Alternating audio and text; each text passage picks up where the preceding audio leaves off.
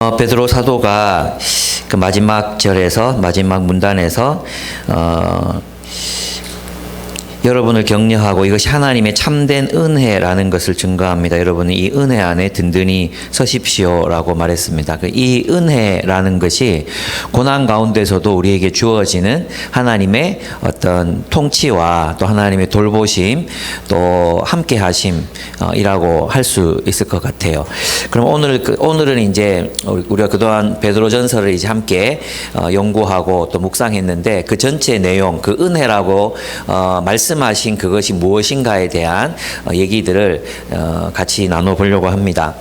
어제 이제 저희 그 특강이 있었죠. 특강이 있었는데 이제 한국 선교, 대구 선교에 대한 얘기들을 특별히 이제 그 학사님께서 오셔서 해 주셨습니다.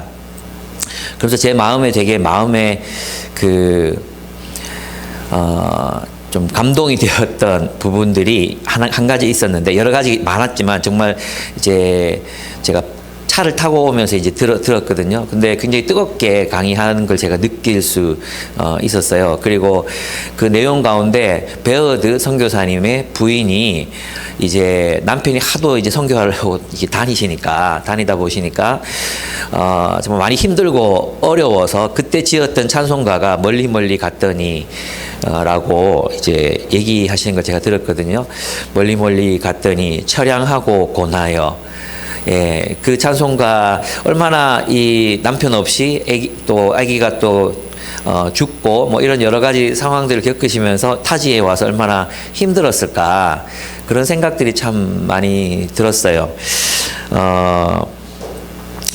베드로전서에 나타난 그리스도인의 삶을 이제 한마디로 이야기하라고 하면 바로 그런 선교사로서의 삶이라고 이야기할 수 있을 것 같습니다. 어떤 삶을 살아가야 합니까? 베드로전서가 그리스도인들에게 하나님이 우리를 택하시고 부르신 그 목적이 무엇입니까? 이렇게 한마디로 요약하라면 하나님이 우리를 선교사로 살게 하신다는 겁니다. 사실 타국에서 이제 나그네로 살아가는 것은 참 쉽지 않은 일이라는 것을 알게 됩니다. 어제 저희는 이제 도티렌의 가정이 바다가 보고 싶다고 해가지고 그래서 이제 설 전에 그러면 저희는 이제 오늘 제가 설교하지 않을 줄 알고 마지막 주라고 생각하고 이제 어제 약속을 그 돌잔치 때 잡아 놨었어요. 그래가지고 이제 어제 그 어딜 가고 싶냐고 그래가지고 물어보니까 어딘지는 모르겠는데 사진을 보여주더라고요. 근데 그 사진에 이제 해동 용궁사 기장에 있는 해동 용궁사 그게 나는 절인지 뭔지도 잘 모르겠더라고요. 이 다른 산속에 있는 절하고는 너무 분위기가 다르고 불상도 금복주 그 나오는 그 사람처럼 생겼고 너무 달랐거든요. 근데 이제 거기를 가고 싶다고 하는 거야. 교회 목사한테 절에 가고 싶다.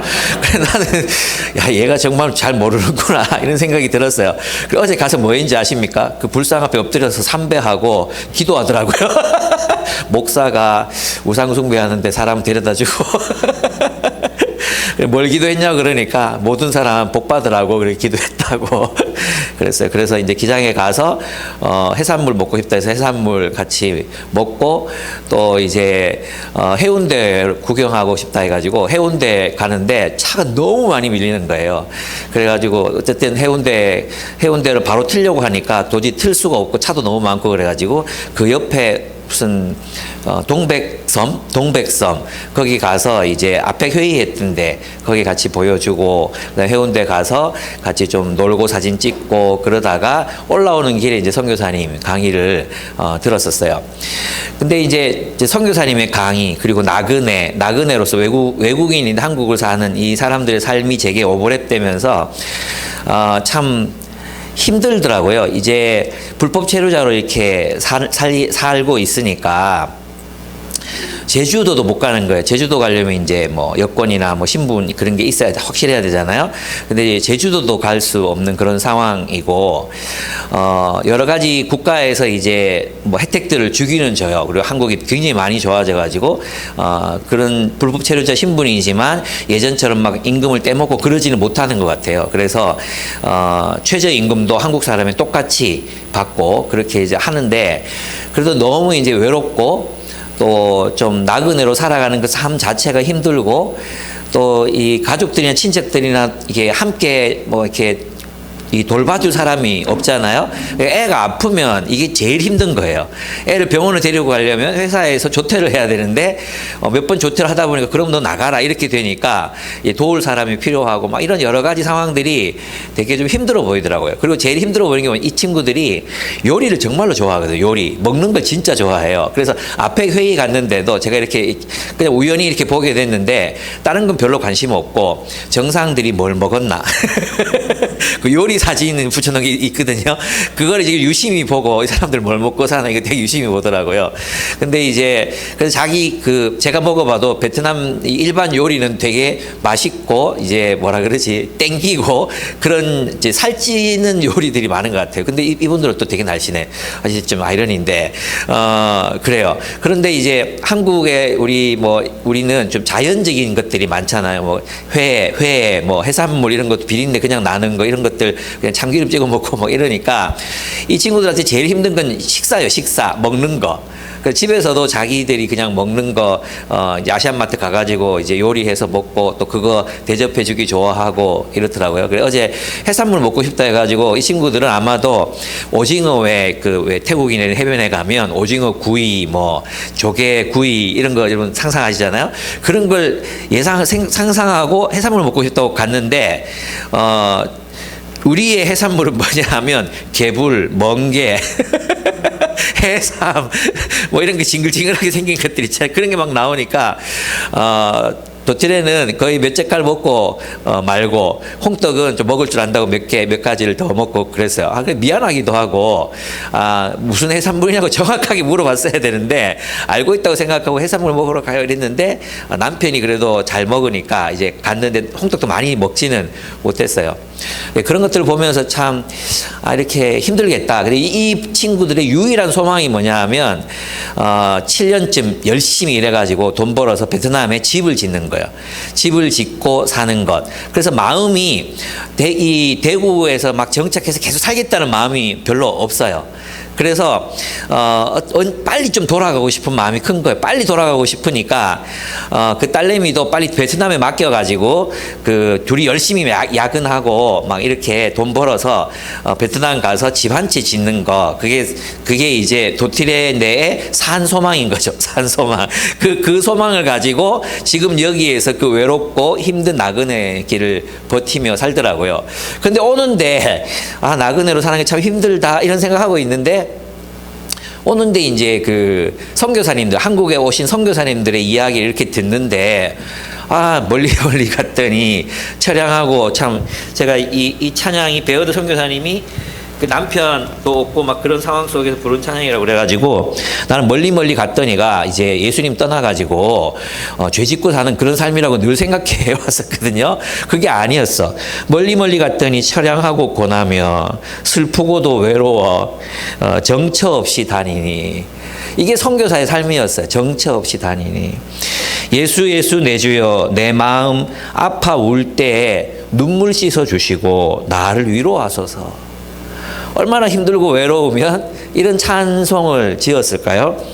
다니다가 쉴 때 쓸쓸한 곳 만나도 홀로 있게 마시고 주여 보호하소서. 예수 내 주여 지금 내게 오셔서 떠나가지 마시고 길이 함께 하소서.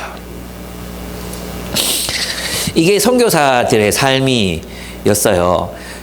타지에 와가지고 막 아시죠? 대구 사람들 유별나가지고 선교사들 쫓아냈다고 두 사람이 자고 있으면 문지방 막 구멍 뚫어가지고 뭐 하고 있냐 이렇게 막 보고 뭘 먹고 있는지 심지어는 뭐 병원 담벼락이 무너질 정도로 그렇게 호기심을 가지고 막 이런 게 그 그런 비록 서양에서 왔지만 프라이버시가 중요한 그런 문화에서 온 사람들이 이 얼마나 힘들었을까요?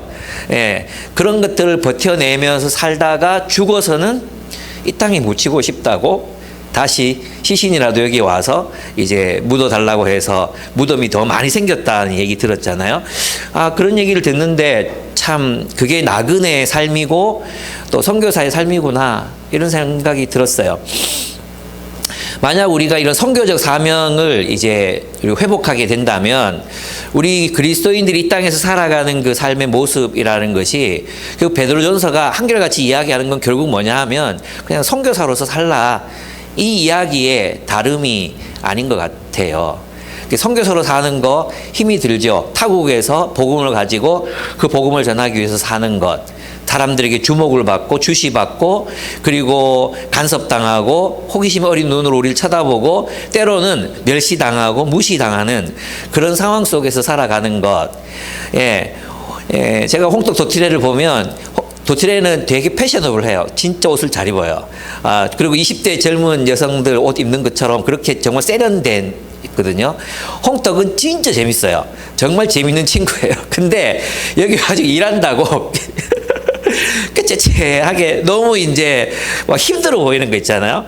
근데 이제 해운대 데리고 가가지고 사진을 찍는데 그 왜 그런 거 끼가 나오는 게 끼, 그 사람 안에 있는 끼가 이렇게 나오는 게 있잖아요. 포즈를 취하고 두 사람이 이렇게 끌어안고 이게 사진을 찍고 장난기가 막 짜글짜글 그러는 게 이 사람이 베트남에서 어떻게 살았겠구나, 친구들 사이에서 어떤 평가를 받는 사람이었겠구나, 인기 좀 있었겠구나 이런 생각이 드는 거예요.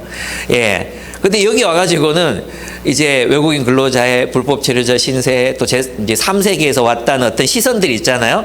한국 사람들 뭐 외국인 보면 말부터 놓잖아요. 그런 어떤 상황 속에서 가야 하는 그들의 모습이 참 안쓰럽기도 하고 어떻게든 좀 도와주고 싶고 막 그런 마음들이 생기는 건 좀 사실이었던 것 같습니다. 그게 바로 이제 타국에서 살아간다는 그 의미입니다. 또 선교사로 살아간다는 건 그것보다 훨씬 더 많은 희생들을 요구하는 것입니다. 그죠? 베드로전서는 바로 하나님이 우리를 부르신 그 이유가 바로 선교이며 선교적 공동체를 세우는 것이라고 말합니다. 우리의 정체성에 대해서 베드로가 가르쳐 줬어요. 우리 정체성이 무엇이었습니까? 1장에 보면은 그런 얘기가 나오죠. 1장 1절에 보면 예수 그리스도의 사도인 베드로가 본도와 갈라디아와 갑바도기아와 아시아와 비두냐에 흩어져서 사는 나그네들, 흩어져서 디아스포라, 나그네, 순례자, 흩어져서 사는 순례자. 이게 첫 번째 정체성이에요. 두 번째 정체성은 뭐냐 하면 택하심을 입은 이들. 이 둘이 있잖아요. 함께 붙어 있어요.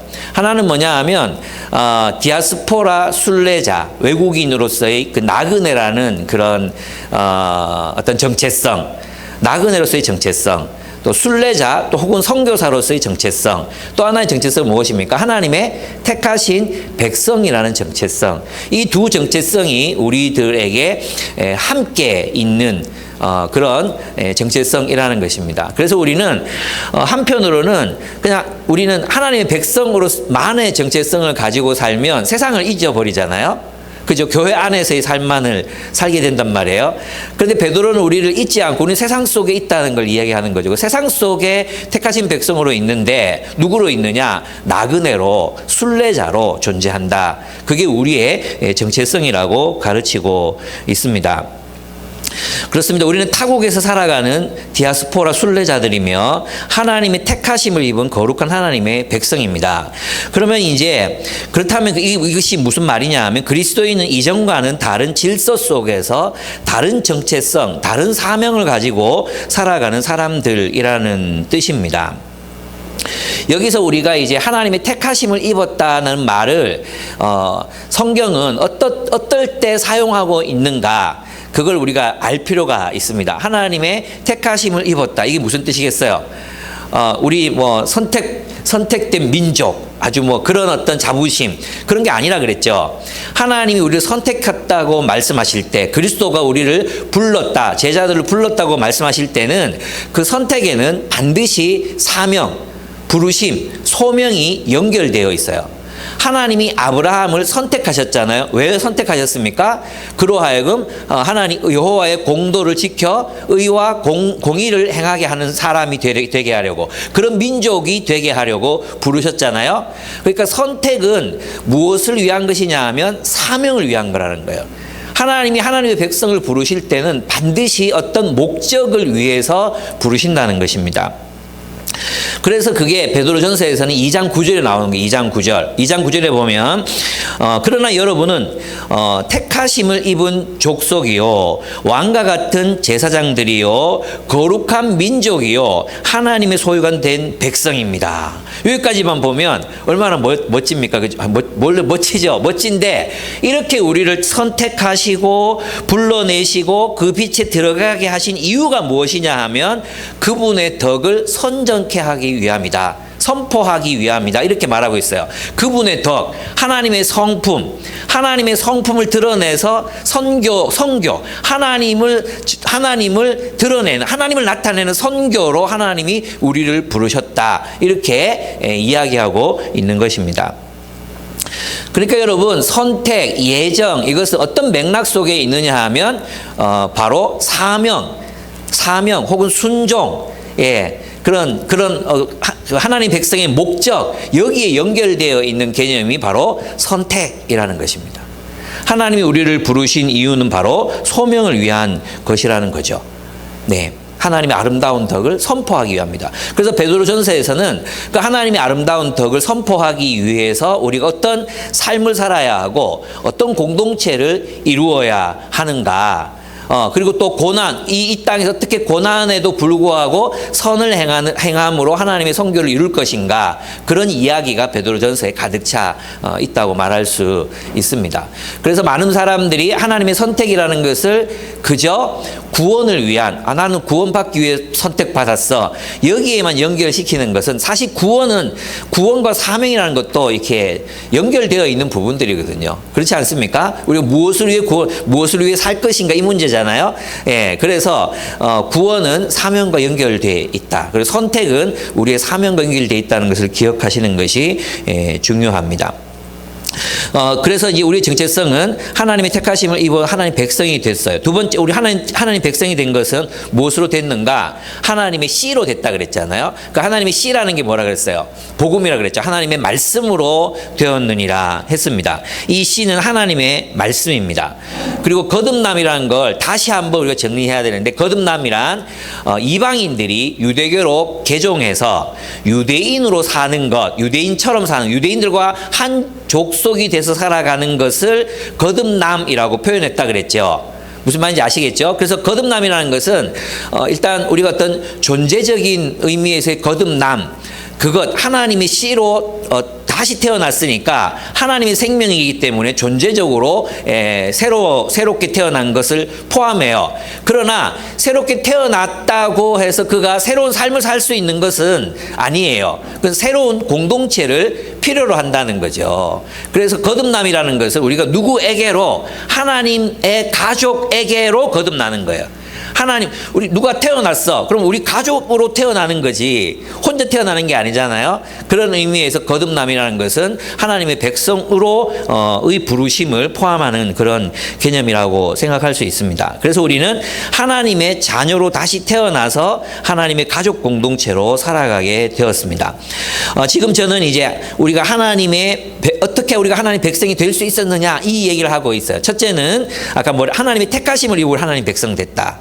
두 번째는 하나님의 씨로 거듭나서 하나님 백성 됐다. 세 번째는 뭐냐 하면 바로 그리스도께서 통치하시는 나라에 들어감으로 그리스도의 부활과 그리스도의 승리를 통해서 우리가 하나님의 백성이 되었다는 것입니다. 그리스도인은 그리스도가 통치하시는 메시아의 나라를 살아가는 사람들입니다. 그리스도인은 이미 도래했으나 아직은 오지 않은 이미와 아직 사이에 그리스도의 통치를 살아가는 사람들이 바로 그리스도인이라고 할 수 있습니다. 그 나라가 하나님이 다스리시는 그 나라가 아직 완성되지 않았기 때문에 우리는 산 소망을 가지고 이 땅에서 살아가야 합니다. 그리고 예수 그리스도로 말미암아 그 나라가 이미 왔기 때문에 우리는 예수 그리스도로 말미암아 말로 다 표현할 수 없는 즐거움과 영광을 누리면서 기뻐할 수 있습니다. 라고 베드로가 이야기하는 것입니다. 아직 오지 않았으니까 산 소망에 속한 것이고 이미 왔기 때문에 큰 기쁨에 속한 것이라는 것입니다. 그래서 그리스도인의 삶에는 이 두 가지 아이러니가 같이 이제 있는 거죠. 어떤 것이 있습니까? 고난이 있어요.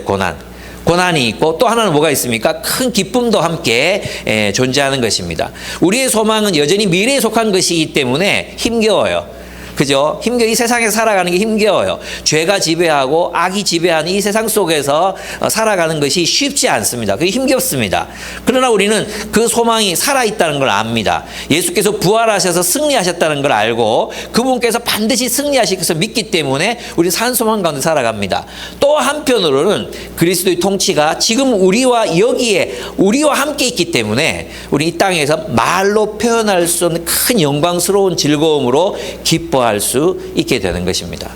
그래서 우리가 이 즐거움과 기쁨 속에서 고난의 시간들을 살아갈 수 있는 것이죠. 고난만 있는 것이 아니라 그 고난 속에서도 큰 기쁨과 영광 가운데서 살아갈 수 있는 비결이 바로 그리스도인 됨에 있다는 것이죠. 여러분 어떻습니까? 여러분은 그런 산 소망 가운데 지금 여기에서 우리가 장차 누리게 될 그 기쁨과 영광이 이런 종류의 것이겠구나 하는 것들을 체험하며 경험하며 살아가고 계시나요? 그렇습니다. 우리는 누구입니까? 그럼 이렇게 우리는 새로운 존재로 하나님의 백성으로 이제 거듭났단 말이에요. 거듭났어요. 그죠? 그러면 우리는 나그네이면서도 하나님의 백성, 하나님의 통치를 살아가는 하나님의 백성으로 살아가요. 이 삶을 한마디로 말하면 선교적 삶이다. 이렇게 이야기할 수 있습니다. 그래서 이제 우리의 사명이 무엇인가 하면 두 번째로 그것은 선교적 교회를 세우는 일이라고 할 수 있습니다. 다시 말하면 하나님의 아름다운 덕을 선포하는 교회가 되어가는 것, 서로가 서로를 세움으로 말미암아 하나님이 원하시는 그런 교회를 세워가는 것, 그것이 우리에게 주어진 사명이라고 말할 수 있습니다. 왜냐하면 하나님은 하나님 나라를 이 땅에 세우시고 하나님이 통치하시는 하나님의 성품이 드러나는 그런 공동체를 통해서 그 덕을 선포하시기로 작정하셨잖아요. 그죠? 그러면 우리가 해야 될 이 땅에서의 사명이 뭐겠어요? 함께 연합해서 하나님 나라의 공동체를 정말 그리스도가 원하시는 그 공동체가 되어가는 것, 그게 이제 우리가 해야 될 일이잖아요. 그게 이제 베드로전서에 나타나 있는 내용입니다. 그럼 어떻게 해야 되는가? 첫째 보면 2장 1절에 1, 2절을 보면은 2장 1절을 보면 그러므로 여러분은 모든 악의와 기만과 위선과 시기와 온갖 비방하는 말을 버리십시오. 그리고 갓난 아이들처럼 순수하고 신령한 젖을 그리워하십시오. 여러분은 그것을 먹고 자라서 구원에 이르러야 합니다. 이렇게 말했어요. 그럼 선교적 교회, 하나님의 아름다운 덕을 선포하는 그런 교회가 되기 위해서 첫 번째 해야 되는 게 뭡니까? 우리 각자가 말씀을 사모함으로 자라나는 것이라는 겁니다. 우리 각자가 하나님의 말씀을 정말 어린 아이들 같이 그렇게 사모함으로 구원에 이르도록 자라야 한다는 거예요. 그렇게 되기 위해서는 먼저 해야 되는 게 있는데 세상의 말을 버려야 돼요. 세상이 쓰는 말, 그것은 악의, 기만, 위선, 사기, 비방하는 말. 그러니까 이 거짓, 세상을 이렇게 한마디로 말하라 그러면 거짓으로 형성되어 있는 인간의 탐욕을 정당화하는 모든 거짓말, 인간의 욕망을 정당화하기 위한 모든 거짓말들도 형성되어 있는 것, 그게 세상이라고 말할 수 있잖아요. 그러면 하나님의 나라는 하나님의 나라는 언어는 존재의 집이라고 얘기했잖아요. 언어는 존재의 집. 그럼 하나님의 나라는 누구의 말로 형성되어야 된다고 말했어요? 그리스도의 말씀, 하나님의 말씀으로 형성되어야 돼요. 그래서 베드로는 그 새로운 말, 새로운 언어를 배우라는 거죠. 그죠? 그게 뭡니까? 예, 하나님의 말씀이에요. 하나님의 말씀, 하나님의 이야기, 하나님의 그 이야기를 사모함으로 구원에 이르도록 자라게 하려 합니다. 그랬어요. 그래서 우리는 하나님의 말씀을 깊이 연구하고 묵상하는 공동체를 이루어야 합니다. 설교 듣는 것만으로 안 됩니다. 예, 자주 말씀드리잖아요. 여러분 설교 듣고 1시간 뒤에 제가 전화해서 오늘 설교 내용이 뭐야? 그러면 여러분 다 잊어버리고 몰라요. 진짜예요. 제가 한두 번 물어보고 확인하는 게 아니에요. 여러분이 스스로 연구하고 묵상하는 것들만 머릿속에 남습니다. 그리고 그 말씀들이 이제 설교를 통해서 확인될 때, 이게 정말 더 강화되잖아요. 또 소그룹에서 내가 그 말씀을 나누잖아요. 그럴 때 더 확실하게 제 것이 되거든요. 제가 이제 우리 가족 모임에서 말씀을 나눈다고 했잖아요. 저희 가정에서. 그러면 명은이는 이제 여기 이 조이비전 스쿨에서 BSM을 같이 해요. 우리 재원이 하고 왔는데 그 BSM을 같이 해요. 그럼 말씀 들은 거 나누자면 명은이는 지가 했는 거 나눠요. 자기가 했는 걸 나누거든요. 근데 꽤 정확하게 이야기를 해요. 자기가 듣고 깨달은 것에 대해서는, 자기가 깨달은 것, 자기가 연구한 것에 대해서는 오래 기억하고 그걸 살려는 의지를 가지지만 그냥 들었던 건 그냥 지나가 버린 거예요. 우리 한국교회 설교가 얼마나 많습니까? 또 요즘에 있잖아요. 유튜브 좋은 설교 찾아 듣는 분들도 얼마나 많습니까? 그런데 왜 이렇게 삶이 변하지 않습니까? 스스로 묵상하고 묵상함으로 하나님 만나지 않기 때문이거든요. 연구하고 묵상하고 하나님 만나야 되는데 그러지 않기 때문이거든요. 그래서 저는 이제 여러분에게 시간의 성소를 두라고 말씀드렸잖아요. 시간의 성소를 두라. 여러분 시간을 꼭 정해서 그날은 어떤 약속이 있어도 이날은 내가 정말 중요한 분을 만나는 날입니다. 예, 누가 뭐라 그래도 저는 매주 화요일 저녁 몇 시, 7시부터 10시까지는 정말 중요한 분을 만나는 날입니다. 선약이 있습니다. 이렇게 말할 수 있는 거룩한 시간이 여러분에게 있어야 합니다. 그 시간을 정해 놓으셔야 돼요. 11조랑 똑같아요. 여러분 11조를 정해 놓고 미리 하지 않으면 남는 돈으로 하려고 하면 못 하잖아요. 그죠? 그래서 월급 타자마자 아예 이렇게 떼놓으신 분들은 하실 수 있지만 쓰고 남은 걸로 해야지. 그걸 하나님 기뻐하시겠습니까? 그것도 아니잖아요.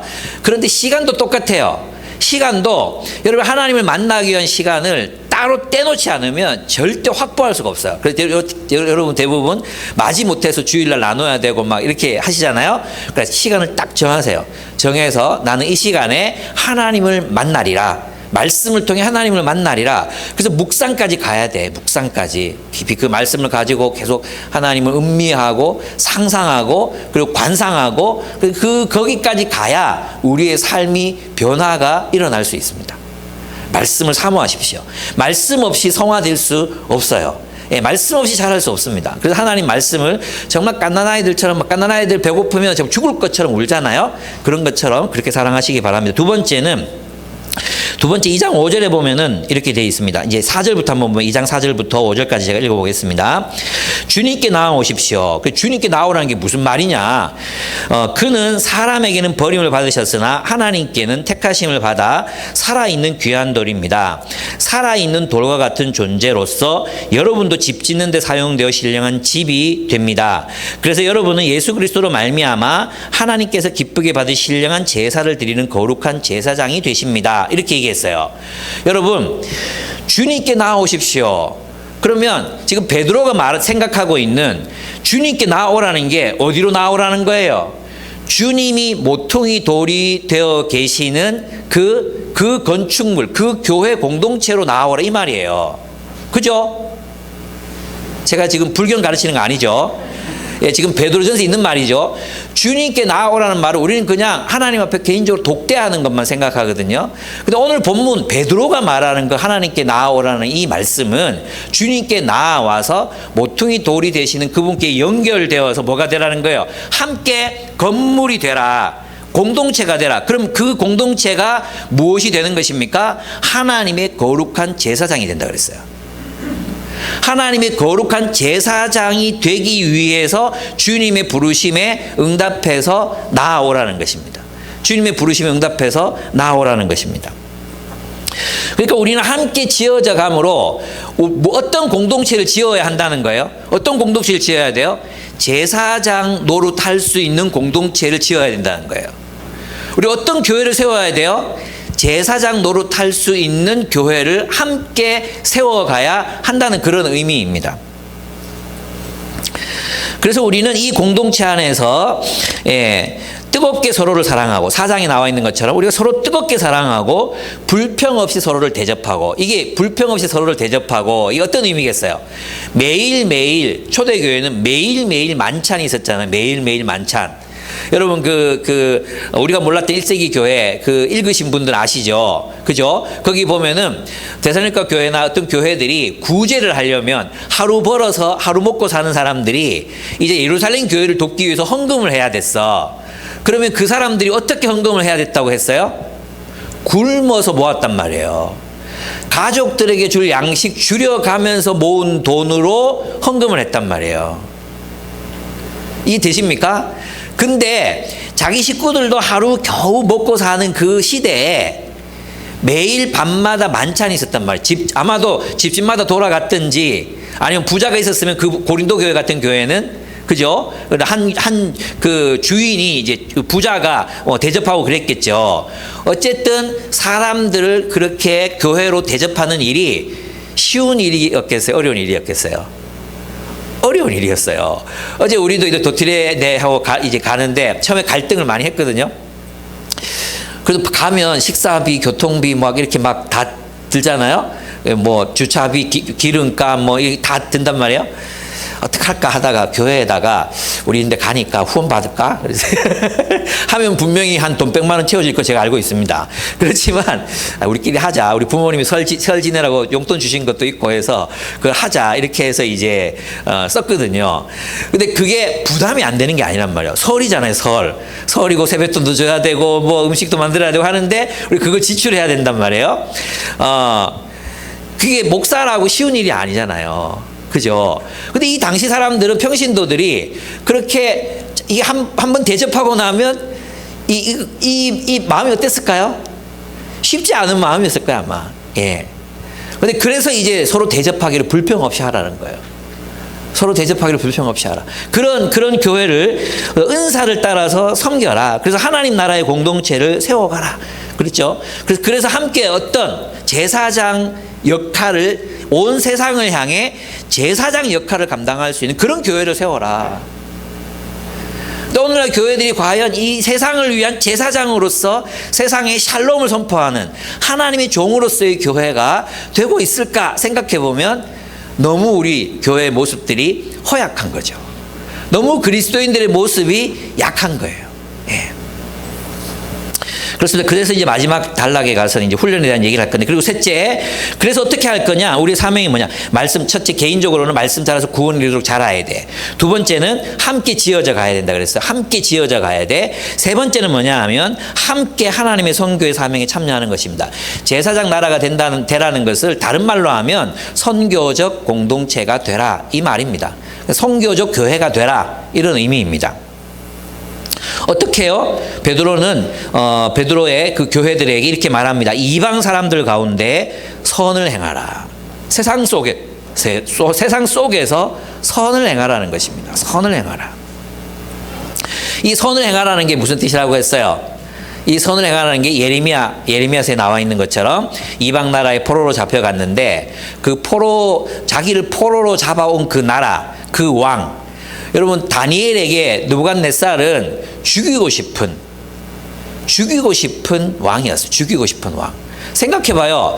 예, 다니엘이 소년이었잖아요. 그 이야기에 함축되어 있는 게 뭐냐 하면 부모들이 다 적국에 의해 죽었단 말이에요. 강제로 생이별을 했단 말이에요. 그런 사람인데 그 왕에게 충성하잖아요. 그 쉬운 일이겠습니까? 김기현 목사님하고 얘기 나누는 가운데 김기현 목사님 그러더라고요. 아마도 칼을 품고 다녔을 것이다. 매일매일 이 새끼 죽여버릴까? 매일매일 이 새끼 죽여버릴까를 갈등하고 다시 칼을 집어넣고 했을 것이다. 저는 그 말에 동의가 돼요. 예. 우리로 말하면 그 일제시대 때 정말 악한 놈들 아니, 뭐 천황 이런 존재 아니에요. 그런 가운데에서 예레미야는 뭐라고 말합니까? 그들 가운데 들어가서 거기서 땅을 사고 결혼을 하고 그리고 그 땅에 있는 이방인들의 샬롬을 구하는 삶을 살아라. 왜냐하면 너희는 하나님의 종이기 때문이다. 왜냐하면 너희는 이 세상에 하나님의 정의와 공의를 실현해야 될 하나님의 종이기 때문이다. 하나님의 종은 거기에서 혁명, 암살, 뭐 테러 이런 걸 하는 게 아니라 거기에서도 그곳에서도 타자를 위해서 사랑하며 산다. 타자를 위해서 사랑하며 산다. 그게 바로 이제 예레미야의 정신이었거든요. 오늘날 우리가 이렇게 가르치면 이게 그냥 매국노죠, 매국노. 예, 친일이라고 충분히 얘기 들을 수 있는 그런 삶을 살아라고 이야기하고 있습니다. 여러분 있잖아요. 우리는 여러분 친일주의자가 되라 이런 뜻이 아니에요. 또 친일파 되라 이런 뜻이 아니에요. 우리가 어디에 있든지 간에 우리는 선교적 사명을 감당해야 되는데 세상 가운데에서도 샬롬을 구하는 삶을 살아라. 어제 제가 이제 인상 깊게 들었던 장면이 그거였어요. 3.1 운동을 일으켰던 사람들이 선교사들도 아니었고 또 어떤 민족 지도자들도 아니었어요. 그죠? 이 3.1 운동을 처음 시작해서 깃발 들고 나갔던 사람, 독립만세 운동을 펼쳤던 사람, 이 사람들은 다 중고등학생, 기독교 교육을 받고 기독교인이 되었던 중고등학생들이었어요. 교회 청소년부들이었어요. 교회 청소년분들. 현은이 나이쯤 되는. 이 친구들이 막 태극기 들고 나가서 대한독립 만세를 외치니까 다른 사람들이 따라서 그것을 불러 외치기 시작했다 그랬어요. 그죠? 이거 역사적인 팩트잖아요. 저는 거기에서 느꼈던 게 뭐냐면 바로 그런 삶이 있잖아요. 그런 삶. 이 나라, 우리가 속한 이 나라, 이 대한민국이라는 나라의 샬롬을 위해서, 불의에 저항하기 위해서 그들을 대신해서 깃발을 드는 것. 그것이 많은 사람들에게 교회는 우리 민족을 참 사랑하는구나 라는 것을 알려주는 거라고 했잖아요. 저는 그런 부분에서 제가 되게 도전을 받았던 것 같아요. 예, 교회만을 위해서 존재하는 게 아니라 보네파가 늘 얘기했던 거지만 교회는 타자를 위해 존재하는 공동체다. 그래서 교회가 이 세상을 위해서, 세상의 샬롬을 이루기 위해서 살아가는 존재라고 우리 자신을 생각한다면 우리가 세상에서 살아가는 삶이 어떠해야 되는가가 이제 답이 나오는 거죠. 그럼 어떻게 살아야 됩니까? 했을 때 베드로는 얘기해. 첫째, 인간이 세운 모든 제도와 권위에 주님을 위해 복종하라. 그렇게 말합니다. 인간이 세운 모든 제도와 권위에 주님을 위해 복종하라. 이렇게 말하고 있습니다. 그리고 두 번째 뭡니까? 그들 안에서 살며 하나님의 종으로서 그들의 샬롬을 구하라고 말합니다. 하나님의 종이 누구였어요? 모세, 다윗 이런 사람이거든요. 모세, 다윗 어떤 삶을 살았습니까? 예, 하나님의 평화, 그 샬롬을 공동체를 통해서 이루어내고 또 그렇게 살았던 하나님의 통치를 실현했던 삶을 살았잖아요. 그래서 하나님의 종으로 살라는 것은 세상에 나가서도 그 세상의 진정한 의미에서의 샬롬, 불의가 완전히 지배하는 그런 샬롬이 아니라 하나님의 정의, 하나님의 말씀이 지배하는 공동체로 세우기 위해서 최선을 다하는 삶을 살아라. 하나님의 통치를 실현하는 삶을 세상 속에서도 살아내라. 이게 바로 선교적 삶이라고 베드로가 가르칩니다. 그래서 뭐라고 얘기해요? 너희가 의를 행하다가 고난을 받으면 어떻다 그랬어요? 그것은 아름답다 그랬어요. 또 3장 13절 14절을 보면 그러므로 여러분이 열심으로 선한 일을 하면 누가 여러분을 해치겠습니까? 그러나 정의를 위하여 고난을 받으면 여러분은 복이 있습니다. 그들의 위협을 무서워하지 말며 흔들리지 마십시오라고 말했습니다. 단순하게 그 세상의 악한 구조를 정당화하기 위해서 살라는 뜻이 아니라 하나님의 의로움을 실현하며 살라는 거예요. 그 대표적인 예가 요셉이에요. 요셉이 있잖아요. 요셉이 흉년이 들잖아요. 풍년 7년, 흉년 7년이 들었잖아요. 근데 풍년 7년이 들었을 때 어떻게 해요? 하나님께 지혜를 받아가지고 곡간을 짓고 그 곡간이 피라미드다 뭐 이런 뭐 설도 있지만 어쨌든 그 곡간을 짓고 거기에다가 막 곡식을 쌓아놓잖아요. 7년 동안 쌓아놓아요. 그죠? 그리고 나서 흉년이 들었을 때 어떻게 합니까? 그 곡물로 온 모든 이집트 땅을 사요. 다 땅을 사서 왕에게 직속시켜요. 왕에게 이제 이걸 이제 이렇게 소유를 시켜요. 그리고 세금을 어떻게 받습니까? 소출에 뭐 메탈을 받는데 그 양이 있잖아요. 굉장히 합리적인 양이었어요. 그전에는 소작농들, 그러면 우리 조선 시대에도 그렇게 사람들이 양반 세력들에 대해서 조선 후기에 막 이렇게 그 이반이 일어났었던 이유가, 심지어 어떤 사람, 역사들은 일제가 우리를 침략했을 때 박수 쳤대요. 예. 너무 수탈이 심했기 때문에. 너무 수탈이 심해서 사실 민중들은 일본 놈이 지배하나 저놈들이 지배하나 별로 상관이 없는 그런 삶을 사는 사람들이 굉장히 많았어요. 굉장히 힘들었거든요. 그랬는데, 그래서 어떤 경우에는, 막 80%, 소작농이 80%를 빼앗아 가잖아요. 적어도 50%는 기본으로 떼간단 말이에요. 근데 이제 요셉은 그것보다 훨씬 적은 세금을 내게 만들거든요. 그래서 과거의 세금 제도는 여기서 내가 소작을 해. 그러면 내 위에 있는 주지, 그 위에 있는 또 뭐 영주 뭐 이런 식으로 계속 올라간단 말이에요. 그럼 이 모든 바쳐야 되는 거를 어디다가 제일 아래 계급에다가 부과를 시킬 수밖에 없잖아. 그러면 세금의 양이 어마어마하게 늘어나는 거예요. 근데 요셉은 거기에서 오히려 그 모든 토지 제도 자체를 개혁해 버리는 거예요. 오늘날로 말하면 토지 공개념을 시행해 버리는 거예요. 그래서 사람들이 그곳에서 이제 적당한 세금을 내고 모두가 해피할 수 있도록 일시적이지만 그런 제도를 만들었던 사람이 요셉이었어요. 저는 이게 이제 우리 그리스도인들이 세상을 선교적으로 살아간다고 했을 때 세상 공동체의 샬롬을 구하는 게 어떤 모습으로 나타나야 되는가? 예. 여기에서 우리가 힌트를 얻을 수 있다고 생각합니다. 예, 여러분은 그래서 세상 속에서 샬롬을 구하는 사람으로 살아가고 계셔야 합니다. 그렇게 살다가 십자가의 도를 따라서 사람들을 섬기고, 그래서 모욕에 모욕으로 갚지 않고 그렇게 살다가 고난을 받게 되면 어떻게 하라 그랬습니까? 고난을 당해라 이거예요. 그게 은혜다. 그 고난 속에서 고난을 당해라. 그 고난은 이유가 있다. 그 고난을 지나고 나면 우리 더 단단해지고 더 강해지고 더 아름다워져 있을 것이다. 그 고난을 두려워하지 말아라 베드로가 가르칩니다. 그래서 4장 19절에 보면 그러므로 하나님의 뜻을 따라 고난을 받는 사람은 선한 일을 하면서 자기의 영혼을 신실하신 조물주께 부탁하십시오라고 이야기했습니다. 네, 그렇습니다. 그럼 이런 삶을 이제 선교적 공동체로 삶을 살아가려면 세 번째 필요한 게 있어요. 뭐라 그랬습니까? 훈련이 필요하다 그랬어요. 훈련. 이런 삶은 저절로 이루어지지 않습니다. 그래서 베드로는 이제 베드로전서에서 그 선교적 공동체의 구조, 그리고 선교적 공동체의 리더십에 대해서 이제 가르치는 것입니다. 그래서 리더들이 어떤 마음으로, 어떤 자세로 가르쳐야 한다고 했습니까? 하나님의 뜻을 따라 자원함으로 그랬죠. 하나님의 뜻이기 때문에 순종해서 하라 이렇게 얘기했어요. 여러분이 하나님 앞에서 결단하고 주도적인 순종 가운데서 그 일을 행하라는 것입니다. 그리고 이익이 아니라 형제 유익을 구하는 기쁜 마음으로, 형제의 필요를 채우는 기쁜 마음으로 말씀을 먹이고 그들 앞에 시범을 보이라 그랬어요. 두 가지 해야 돼요. 리더 역할은 뭐냐 하면 말씀을, 동기는 얘기했고 우리가 해야 되는 일은 말씀을 먹이는 일이에요. 말씀을 먹이는 일. 그래서 리더십은 말씀을 잘 먹이는 사람들이 세워져야 하는 것입니다. 인기 좋은 사람, 뭐 영향력 있는 사람, 돈 많은 사람 리더로 세우는 게 아니라 말씀을 잘 먹일 수 있는 사람들이 리더십으로 세워지는 것. 이 중요합니다. 두 번째는 무엇입니까?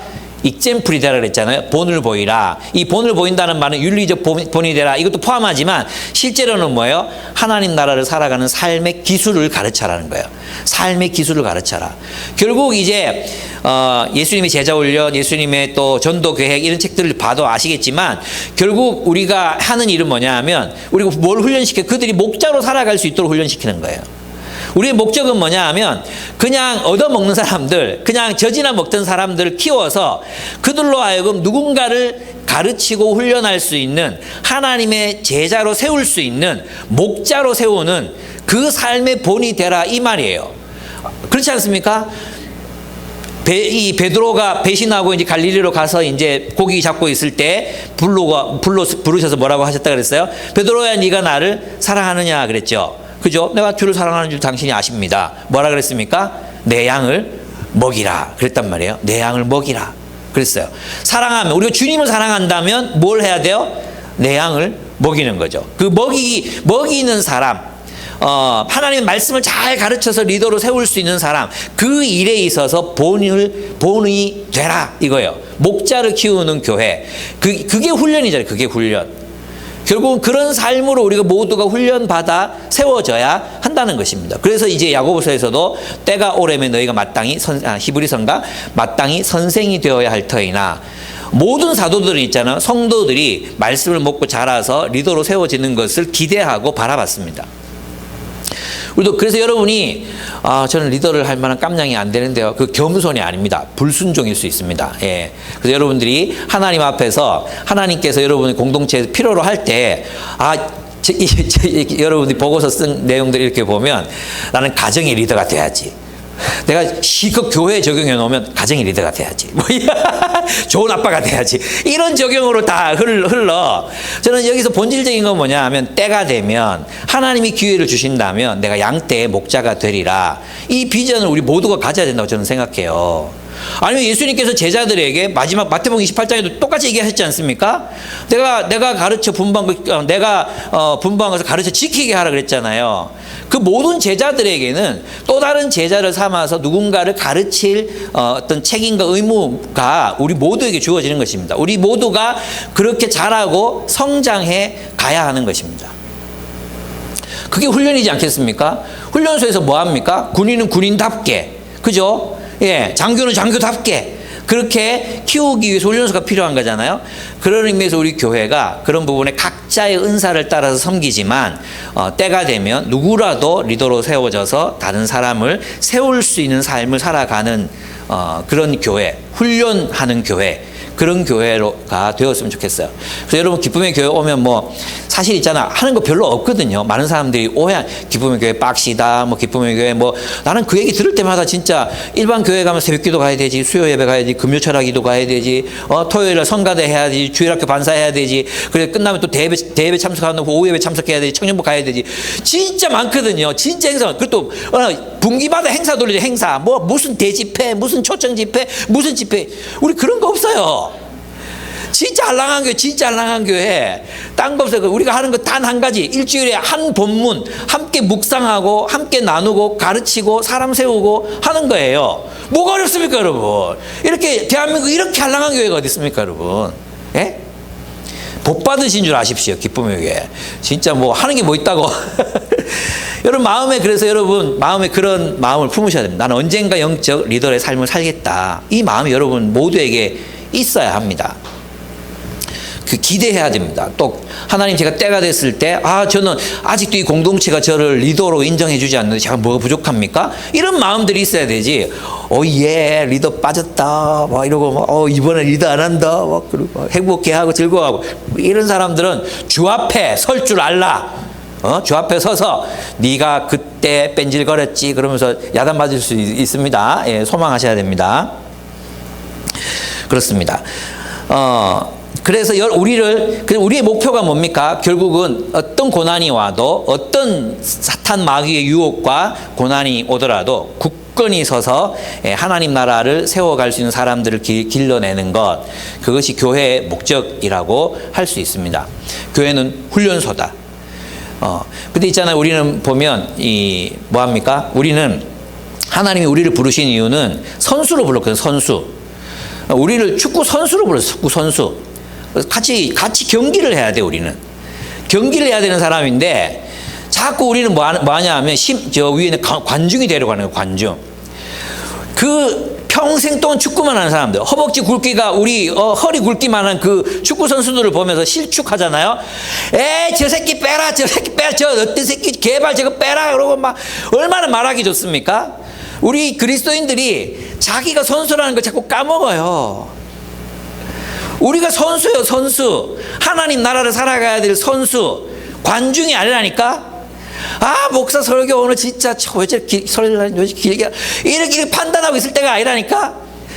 리더라는 사람들이 뭐 저런 이렇게 판단하고 있을 때가 아니라니까. 우리가 선수란 말이고, 선수. 예, 우리가 오페라를 연주해야 될 연주자들이라는 거예요. 우리가 구경꾼이 아니라 우리가 현장에서 뛰어다니는 사람들이란 말이에요. 전쟁 영화 구경하는 사람이 아니라 실제로 전투해야 되는 그런 군인들이 바로 우리들이라는 것입니다. 여러분 이걸 아십니까? 그리고 한국교회는 너무 많은 군중들을 귀만 높아지는 귀만, 그죠? 그래서 천국 가면 귀만 막 귀무덤만 있을 거라고. 우리 몸은 못 들어가고 귀만 있을 거라. 그런 우화들도 있잖아요. 목사들은 입만 있고. 어쨌든 둘 다 끔찍해요. 예. 우리 다 들어갑시다. 우리 온 몸이 다, 우리 천국 하나님 나라 들어가야지. 우리 일부만 들어가면 안 되잖아요. 교회란 그런 하나님 나라를 살아갈 군인들을 길러내는, 전투원을 길러내는, 그리고 실제 전투하는 그런 공동체가 바로 교회라는 사실을 잊으셔서는 안 됩니다. 우리는 그 영적 전투의 한복판으로 부르심을 받은 그리스도인들이라는 것입니다. 구경꾼이 아니에요. 관중이 아니에요. 치어리더가 아니에요. 우리는 선수들입니다. 경기에 온전히 임해야 되고 소총 들고 나가서 적들과 싸워야 하는 전투원들입니다. 이것을 기억하시고 베드로가 우리에게 말했던 이 부분들을 생각하고 살았으면 좋겠습니다. 여러분의 기준을 높이셔야 됩니다. 하나님이 원하시는 삶의 기준, 우리를 베드로전서가 말했던 그 기준, 지금 김유보 목사가 얘기하고 있는 거 아니잖아요. 베드로가 말하고 있는, 베드로 사도께서 우리 그리스도인들을 향해, 교회를 향해 기대하고 계시는, 예수께서 베드로를 통해 가르치신 그 기준을 향해서 우리 끝까지 달려가는 우리들의 삶이 되었으면 좋겠어요. 벌써 멈추시려고 하십니까? 벌써 달리기를 그치려고 하십니까? 예, 여기에서 그냥 멈추시면 안 됩니다. 우리 더 달려가야 합니다. 예, 정말 여러분 정말 잘 훈련된 정말 좀 멋진 그런 군사 있죠. 모든 전투에서 다 이렇게 승리하는, 예, 다 그럴 수는 없겠지만 승리하고 잘하고 성장하는 그런 우리 기쁨의 교회가 되었으면 합니다. 예, 오늘은 우리 2부에 예배가 없으니까 찬양 한 곡 드리고 같이 기도했으면 좋겠어요.